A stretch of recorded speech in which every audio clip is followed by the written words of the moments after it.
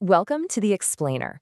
Today, we're diving into a truly breathtaking story from the ancient text of the Mahabharata. It's a tale packed with dramatic irony, hidden truths, and, well, raw emotional survival. We're going to examine the journey of a powerful leader who literally loses everything and is forced to wear a mask, both physically and figuratively. You know, that profound duality of having this massive outward public success while silently battling a crushing inward turmoil? It's a deeply human experience, right? And it echoes all throughout history. This ancient story just hits the nail on the head when capturing that psychological struggle. So let's jump right in. Where lieth that helpless one afflicted with hunger and thirst and worn with toil, thinking of that wretch? Just think about that for a second. It's a haunting, desperate question. The text tells us that every single night this somber lamentation echoes in the dark. And get this, it's spoken by a man who, to everyone around him, seems to have his life completely together during the day. But to truly understand who's saying this and why he's plagued by such mysterious, overwhelming grief, we need to pull back the curtain. Let's look at how this guy first arrived at the court of King Rituparna. Okay, let's dive into this first part, a king in disguise. So, the source text reveals that after a pretty bizarre and mysterious encounter where a snake is vanquished, our protagonist, who is actually King Nala, the formidable ruler of the Nishadhas, goes on this long journey. On the 10th day of his travels, he finally arrives at the city of King Rituparna. But he doesn't show up with royal fanfare, and he absolutely doesn't announce himself as a fellow monarch. No way. Instead, he takes on a completely new, fabricated identity just to survive. He walks right up to the ruling monarch of the city and says, "My name is Vahuka." I mean, imagine the sheer confidence it takes for a destitute, wandering guy to just walk into a royal court and demand an audience. King Nala completely buries his painful past and pitches himself to King Rituparna using this new alias. And he doesn't just humbly ask for, an entry-level job.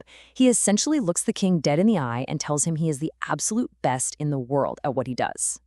He pitches this formidable new persona. He boldly claims there is literally no one in the entire world equal to him in managing steeds. But he doesn't stop at horses. He insists his expert counsel should be sought in matters of difficulty and all affairs of skill.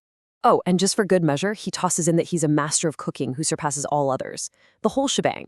He presents himself as the ultimate, indispensable employee. He promises Rituparna that in everything difficult of accomplishment, he will strive to attain success. He's practically saying, look, hire me and all your royal problems are solved for sure. And amazingly enough, this aggressive pitch works perfectly. King Rituparna is entirely won over and enthusiastically hires him right on the spot. The king tells Vahuka, "I have always particularly desired to be driven fast. Do thou concert such measures that my steeds may become fleet." So Rituparna immediately appoints him as the superintendent of his royal stables. And to make the deal even sweeter, the king assigns 2 companions, Varshneya and Jivala, to work directly under Vahuka's direction, promising this newcomer he'll live pleasantly in their company. 10,000 coins. Yep, that is his starting salary. Vahuka's extreme confidence and bold promises directly resulted in a highly lucrative position. We are witnessing a staggering cause and effect here. I mean, to put that into perspective, he went from a wandering, desperate man to a highly valued, incredibly well-compensated royal superintendent in a matter of minutes. It's an absolute masterclass in projecting outward success and establishing high perceived value. And this brilliantly illustrates the intense duality of our central character. On the surface, we have the mask, Vahuka, confident, wealthy, and respected, a highly successful professional treated with immense respect during the daylight hours. But beneath that mask lies the hidden reality, King Nala, helpless, mourning his lost life, and filled with suffocating regret.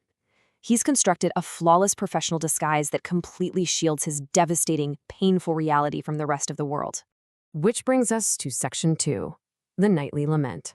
As the sun sets on the bustling city of Rituparna, that confident, highly paid mask of Vahuka begins to slip. We transition from the bright, active daytime of the royal stables into the quiet, isolating darkness of the night. And this is when the heavy, crushing burden of his past mistakes really rises to the surface. Away from the prying eyes of his new employer, we see the true, agonizing cost of keeping such a massive secret.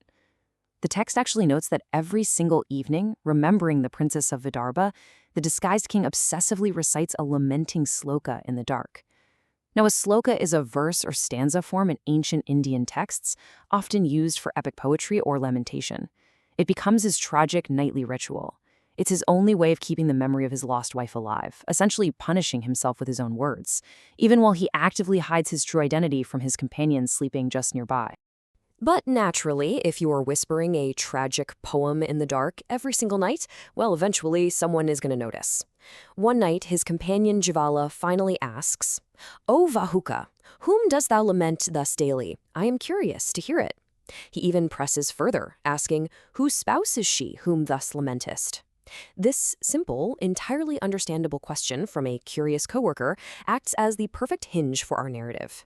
It forces the disguised king to finally, actually confront his hidden grief out loud. Now we arrive at our final part, Section 3, A Tragic Confession. Now, what's really interesting here is how we have to keep the dramatic irony of the situation at the front of our minds.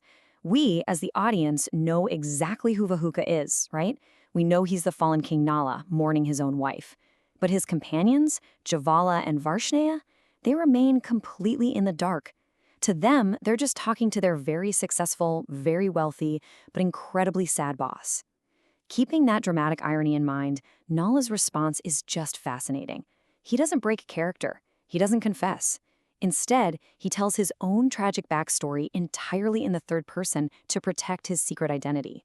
He describes a certain person devoid of sense who was false in his promises. He explains that for some mysterious reason, this wicked person was separated from his well-known wife.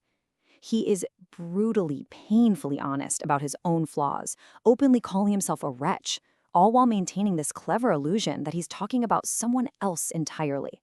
Nala continues his third-person story, stating, "Burning with grief, he resteth not by day or night." It's a profoundly relatable concept, isn't it? Hiding your true painful feelings behind a mask of daytime competence. By day, he's the energetic, problem-solving superintendent, but by night, he is a man whose mind absolutely refuses to let him rest. The psychological toll of constantly punishing oneself, of carrying around a heavy secret shame while pretending everything is totally fine, it's just exhausting. He tells his friend that this wandering wretch is oppressed with woe, finding zero peace anywhere. His guilt truly peaks when he describes the fate of the woman in his story. He says she is alone, without knowledge of ways, ill able to bear distress, and fainting with hunger and thirst, with the wide and terrible forest ever abounding in beasts of prey. He explains that when calamity overtook this man, his loyal wife followed him into the woods, only to be completely deserted by him, a man he bitterly refers to as a man of little virtue. Nala is acutely, terrifyingly aware of the grim danger his wife is in. She's out there surrounded by predators, all because of his own terrible decisions. The text concludes this segment by summarizing his final state of affairs, noting he is living unknown in the abode of the monarch. Nala tells Jivala that this tragic figure has, after wandering the entire world, finally found a physical refuge.